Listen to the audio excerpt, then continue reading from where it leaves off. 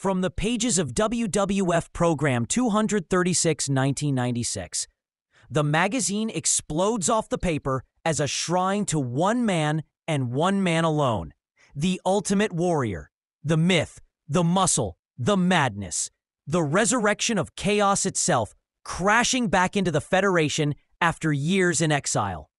The cover blazes with his face paint and fury, and inside, the centerpiece is a sprawling, unrelenting manifesto disguised as an interview.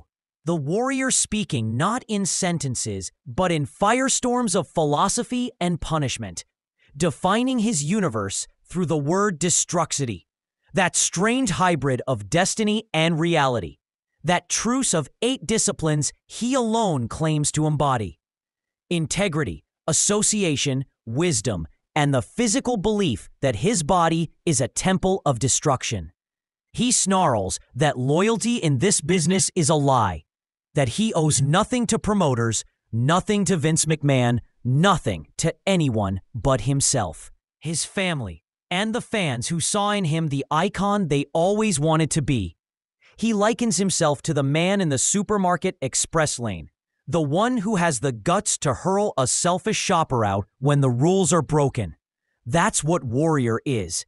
The aggressive outward explosion of every fan's hidden frustration. He's not interested in pensions, in gold watches at 65, in crawling politely through life. He only wants challenge, test, battle, everything balls to the wall, until there is no more. Page after page crackles with Warrior railing against the system. His exile, his return, his reconciliation and war with Vince McMahon, his disdain for those who worship fame instead of discipline. He claims only the Warrior character has ever been true to him, that the rest of the world drifts in dishonesty and weakness, that he will carry the Federation back to the promised land not through politics, but through pure intensity. And surrounding this gospel of rage are the whispers of the gossip column, the snide tongue of the informer, hinting at a legendary tag team on the verge of return, a ghost from Warrior's past creeping back for revenge. Paul Bearer, perhaps less loyal to The Undertaker than he pretends, Sonny allegedly jealous of the new blonde Sable, and Zebekiah scheming his way into the Smoking Guns orbit. Backlund is still campaigning, ranting endlessly, and every item reads like a wink and a dagger at the same time.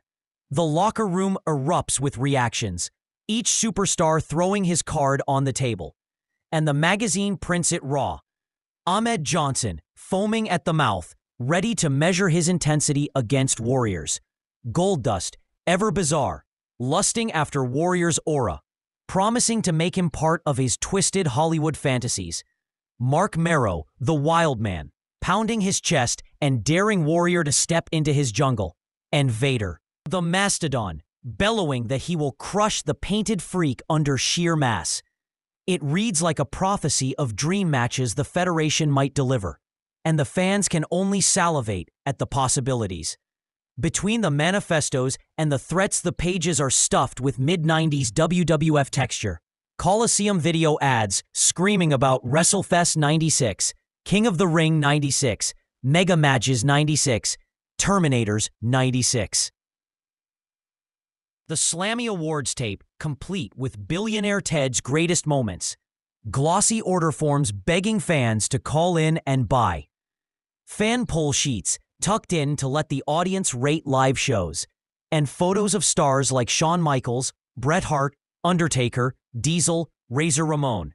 The new generation still clinging to its branding, even as the Warriors' wild return threatened to yank the Federation backward into myth.